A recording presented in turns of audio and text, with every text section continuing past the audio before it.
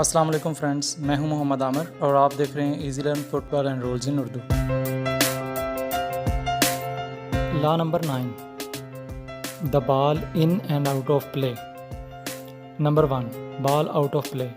بال کھیل سے باہر ہو جاتی ہے جب بال ہوا میں یا زمین پر مکمل طور پر گول لائن یا ٹچ لائن کراس کر جاتی ہے، ریفری کھیل روک دے، بال میچ آفیشل سے ٹچ ہونے کے بعد کھیل کے میدان میں رہے اور ایک ٹیم پرومسنگ اٹیک شروع کر دے، براہ راست گولز میں چلا جائے، بال کی پوزیشن مخالف ٹیم کے پاس چلی جائے۔ ان تمام معاملات میں کھیل دوبارہ ڈراپ بال سے شروع ہوتا ہے۔